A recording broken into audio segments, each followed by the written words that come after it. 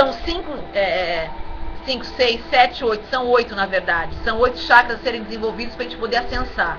E tem o causal, tá? Aparentemente nós temos 7 chakras, né? Tá, mas vamos dizer que 5 são os sentidos. 5 é que são condenados aqui na parte física, infelizmente, tá? E essa parte física, gente, nos condena. Quanto mais os nossos sentidos ficarem presos aqui nesse lado físico, aqui, pior fica. Tá certo? Então a gente vai ficando cada vez mais preso na roda de Sansara. Então, lamentavelmente, a nossa condição fica de dependente mesmo. Então, por isso que nós nascemos naquela condição, totalmente dependente e tudo mais. Então, quando a gente começa a crescer e se torna independente, tá? A gente não consegue se tornar, que é praticamente para se tornar independente, tá? A gente acaba, infelizmente, não se tornando dependente. A gente acaba vinculado ainda na dependência ainda do fora.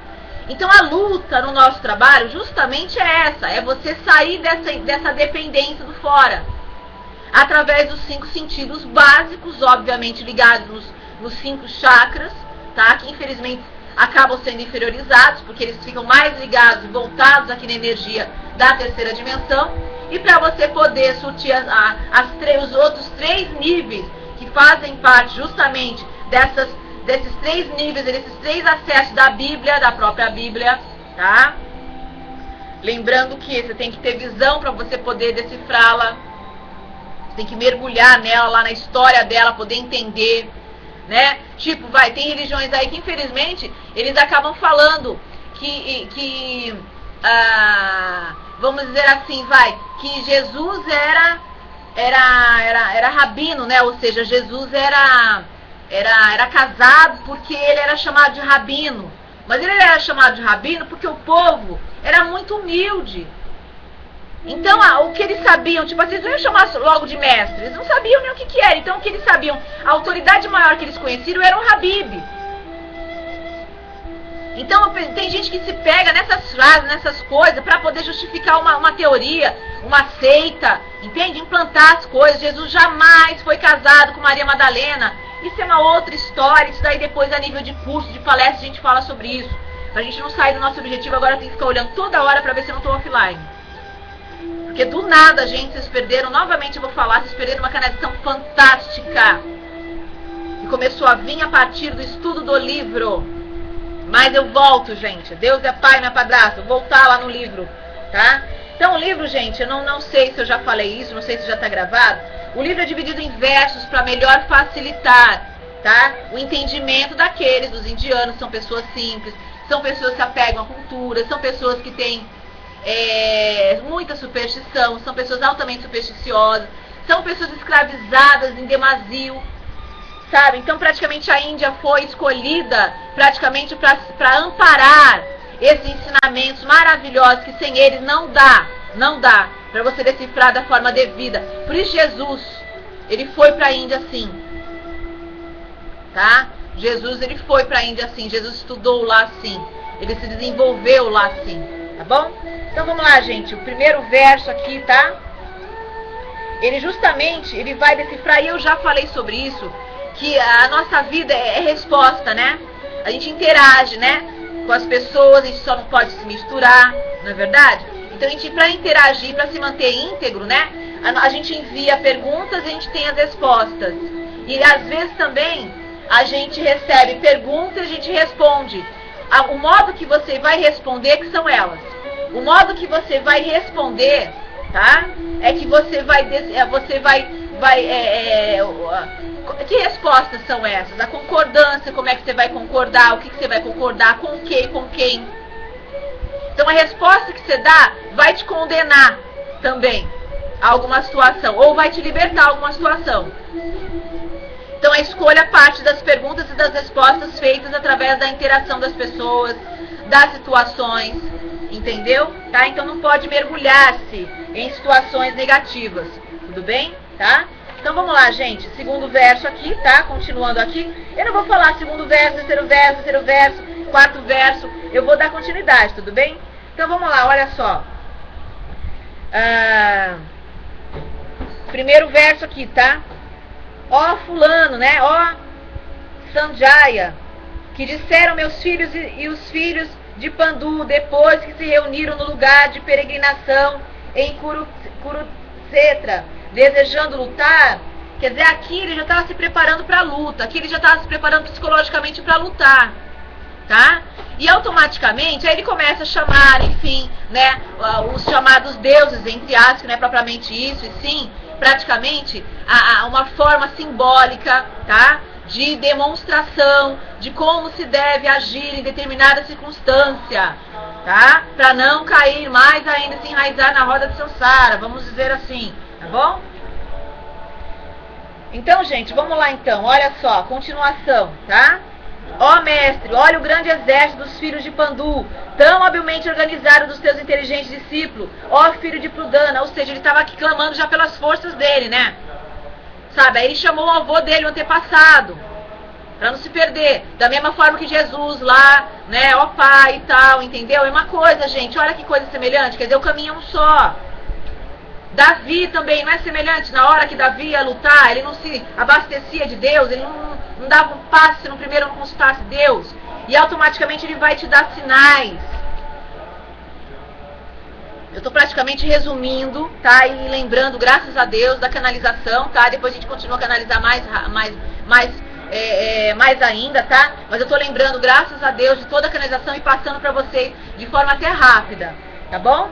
Para vocês poderem acompanhar aí o que eu estava falando aqui offline, gente, eu não estava percebendo, não estava canalizada, não percebi na matéria aqui, por isso que a gente precisa de uma ferramenta adequada. Não sei por que razão, Just, não foi minha conexão nem nada, interrompeu aqui, justamente na hora que eu ia falar do bendito psicólogo que tinha falado com todas as letras, né, que a Bíblia tem falhas sim, que foi implantado, colocado várias frases que não tem nada a ver. E aí depois eu ouvi de um pastor também, por sinal muito meu amigo, e ele falou também quase a mesma coisa. Não quis falar exatamente para não se comprometer, porque aí ia virar polêmica aí, né? Uma coisa horrorosa.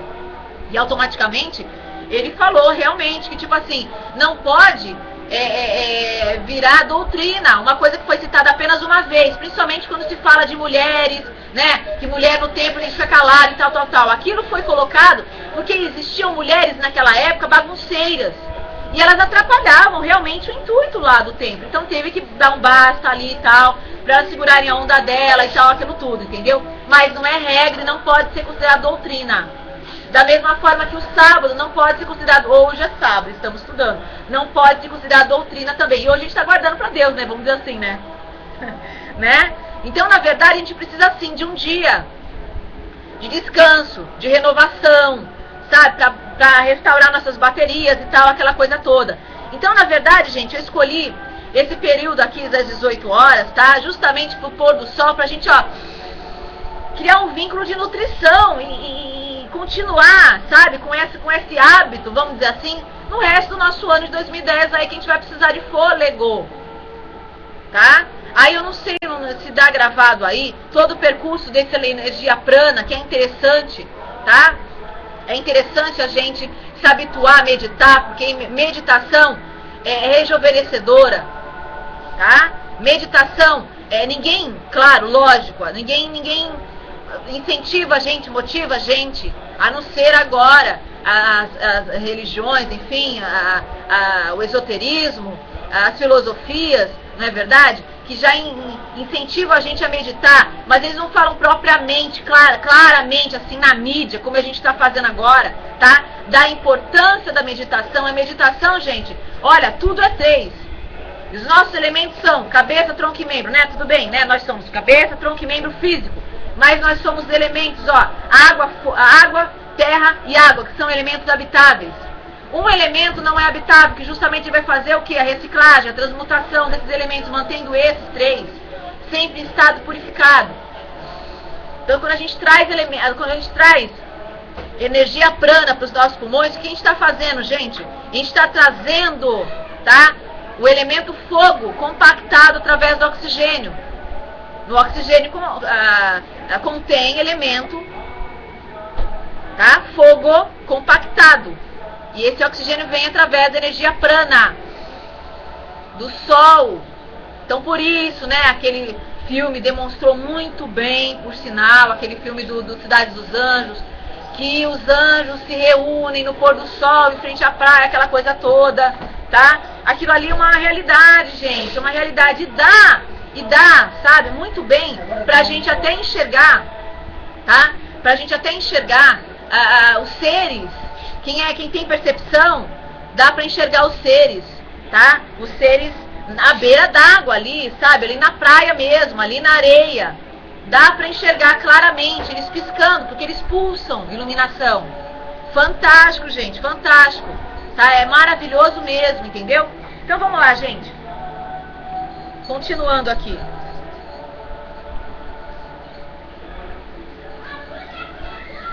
Bom, então ele começa aqui, né? Ele começa a clamar, aqui é uma oração. Começa o livro com uma oração, praticamente. Tá? E o livro é através da tradução, através do significado, tudo. Então é a tentativa de explicar pro povo indiano, tá? Pro povo mais leigo, como é que funciona essa coisa toda, entendeu? Mas eles acabam não seguindo o objetivo primórdio, acabam deturpando nessa, aí que mora o risco. Tá? Acabam deturpando o intuito original do livro, do ensinamento propriamente, tá certo? Não propriamente do livro, porque o livro é uma forma apenas de manter aqui, tá? Escrito, tá?